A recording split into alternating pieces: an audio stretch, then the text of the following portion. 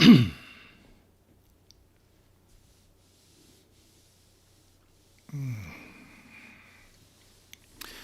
hello everyone. I hope you're having a fantastic day. Getting ready to begin the stream in just a few moments, so you want to make sure that you join me here. We're going to have a great time. Let me just make sure all of my audio is working properly. And it looks like we're going to be all right. So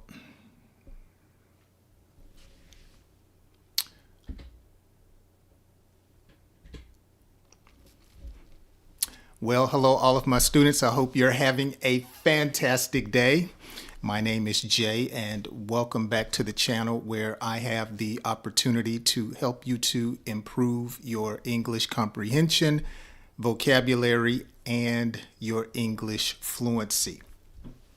On today's lesson, I am going to do a English through story lesson. Now, this is not going to be like my news lessons, but I am going to read through a story that I put together, and I will teach you some of the key vocabulary words and phrases. I want you to use the chat section to practice your English, and if you have any questions, there is a link down in the description that you can use to send me some of your questions and other comments. So I hope you're ready for some learning and some laughter. Let's dive into today's story. Carla almost canceled dinner with Mateo because she felt completely overwhelmed after a demanding week at work. Let's read this over once again.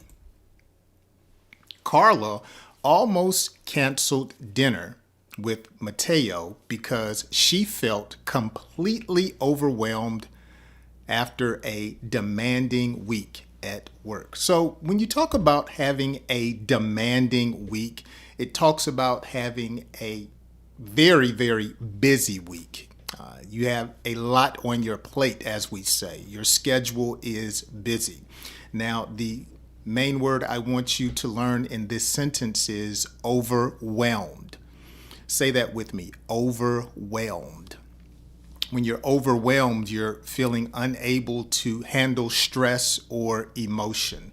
Sometimes you might get a headache. Sometimes you may feel frustrated to the point to where you can't focus clearly because you are overwhelmed. Some people begin to sweat, have anxiety or panic attacks. We respond in different ways when we are unable to handle stress or emotion. So everyone is different. Let's find out what happened. When she arrived, Mateo immediately noticed her fatigue and spoke with gentle sincerity.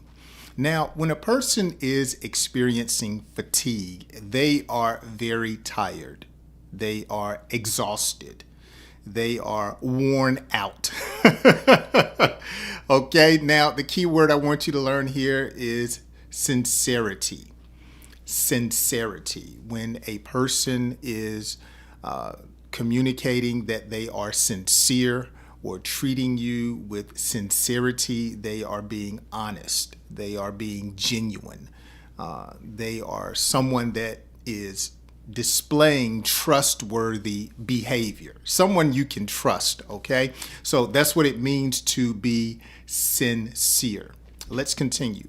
He told her he had recently gone through a major transition in his own life after leaving a stable but unfulfilling job. Okay. Now, when someone has a major transition in life, it's the process of changing from one situation to another. So you can transition from living in a small town to a big city. You can have a transition from being in a relationship with no children to having 3 children. I actually have a friend, they have 6 children. Every time I see him, I just shake my head because 6 children is a lot of children. And so that would be a tremendous transition for me to go from having 2 children to having 6 children. Okay. Now, I want you to notice also that not only did he have a transition from one place to another place in his life, notice the job that he left was unfulfilling. Okay, he left a stable job, but it was unfulfilling. In other words, the job was something that was maybe had good hours, good pay, but it was unfulfilling. When something is unfulfilling, it doesn't satisfy you. It doesn't cause you to be happy. You dread going to work. You're the type of person that you would rather stay in bed than get up and go to an unfulfilling job. Okay, now a job is not the only thing that can be unfulfilling. You can be in an unfulfilling relationship. Okay, so you could be with a person that constantly angers you, or you could be with a person who shows too much affection. Okay, it's unfulfilling. It's not something that you like or appreciate. All right, you're unfulfilled. Let's find out what happens. Okay, I see all of the new comments. I am going to address those comments momentarily. All right. Carla admitted she often felt paralyzed by indecision, afraid that any change might lead to failure. Okay. Carla felt paralyzed. Okay. She didn't know what to do. She couldn't move. She wasn't functioning properly. Okay. Someone that's paralyzed, they are not able to do what they desire to do. All right. Now notice she was paralyzed by indecision. Indecision. When a person has indecision, it says that it's difficult for them to make a choice. Okay. Say that with me. Indecision. So if I were to ask you, where would you like to go for dinner tonight? And you said, I don't know. Come back and talk to me, Jay, in 5 minutes. I come back in 5 minutes and you say, I'm thinking maybe tacos, but maybe fish. I don't know. Maybe you're indecisive. You can't make a decision and you're causing me to get frustrated. So that's an indecisive person. Maybe I'll study today. Maybe I won't study today. I'll start. Nah, I don't want to. I want to watch Netflix. You're indecisive, unstable. All right. And that's what she was. Let's continue. Mateo nodded with understanding and described the uncertainty he had felt before making his career shift. Okay. So oftentimes when you make big decisions in life, you really have to put some thought into it because you don't want to make the wrong move. Okay. So he nodded with understanding. In other words, I understand what you're saying. Okay. I understand. I hear you. I understand. He nodded. Now, when a person has uncertainty, say that with me, uncertainty. It's a lack of confidence about what will happen. Okay. They're not sure about how something is going to end. They are not confident that things may work in their favor. They are uncertain. So if you meet someone online, you may have uncertainty about feeling safe with them. Or if you go buy a used car and it's making noise, you are uncertain that it would be a good buy for you. You are uncertain. Okay. Okay. So we have a few comments. Let me look at some of these comments that we have here in the chat. All right. Hello, teacher. I am the first one here. I hope you're still with us. Thank you so much for joining the stream. Oh, wow. I didn't know you started streaming. Hello. Yes, I started streaming. I've been streaming for a little while. I do it off and on. Sometimes my schedule doesn't permit me to stream, but I've told myself that I'm going to try to stream more often. So make sure you have those notifications turned on, so when I do stream, if you're available, you can join me. All right. Okay, let's get back to the story. He explained that growth rarely comes without discomfort, and that fear can sometimes signal opportunity. Okay? Change or growth comes with, notice, discomfort. Discomfort. So when a person has discomfort, it's pain, emotional unease, okay? You're in a situation that you most likely do not like or appreciate. You have discomfort, okay? New relationships, new jobs, a new home can have a feeling or bring a feeling of discomfort.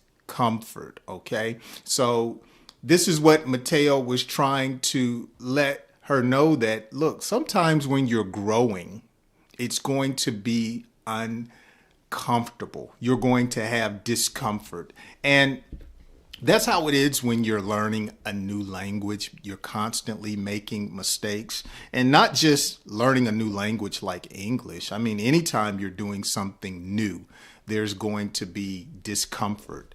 We often call it a learning curve.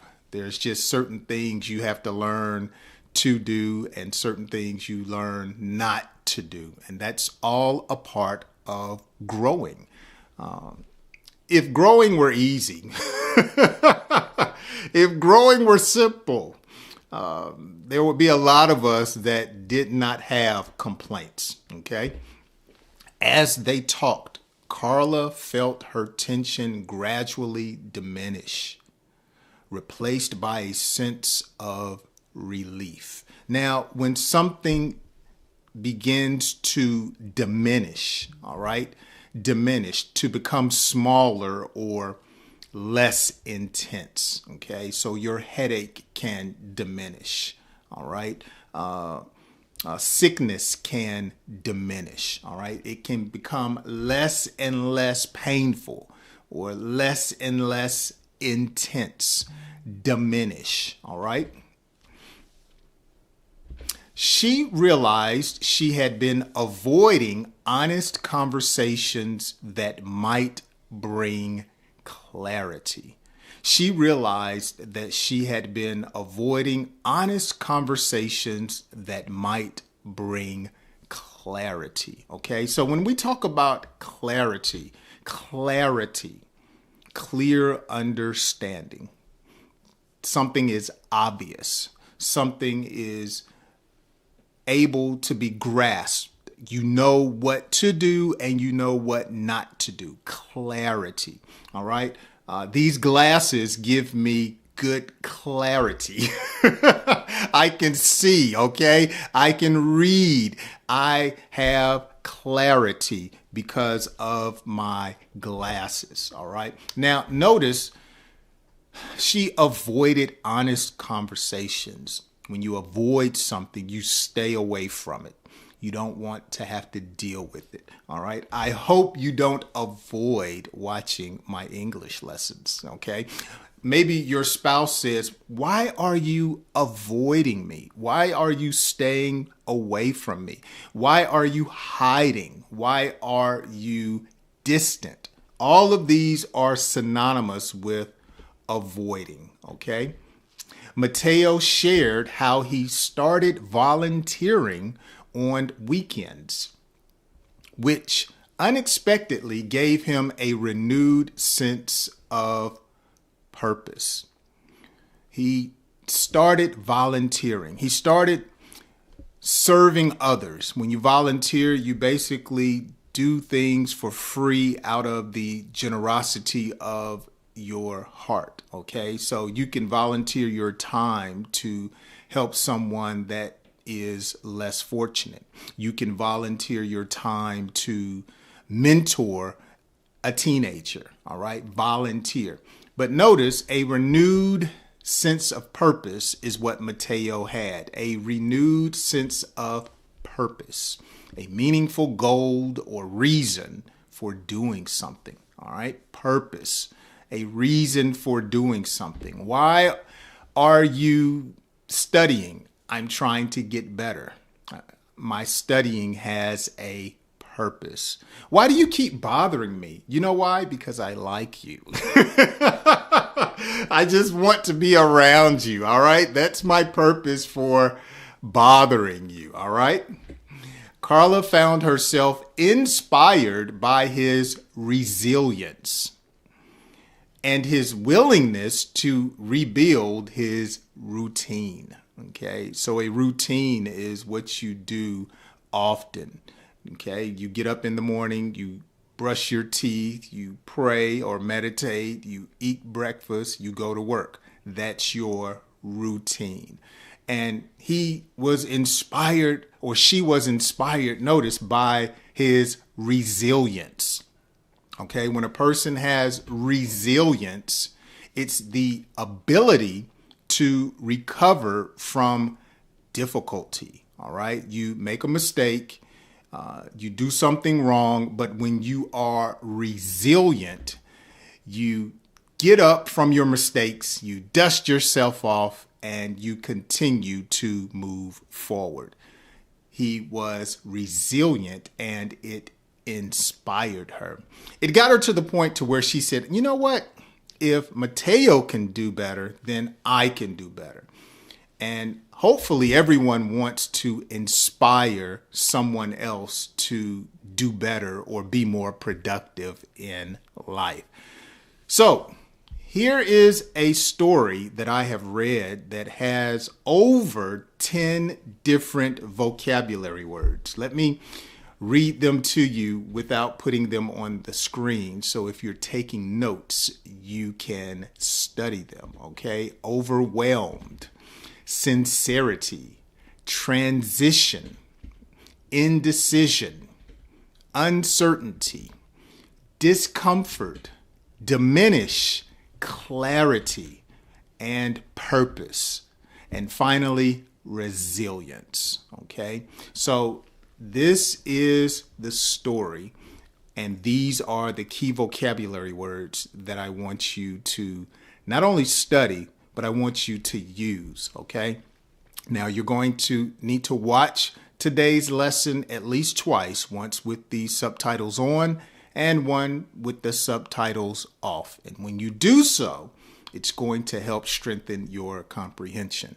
I put the vocabulary words on the screen, so you should be able to screenshot them. And within the next week, I want you to use at least 2 of them in a conversation.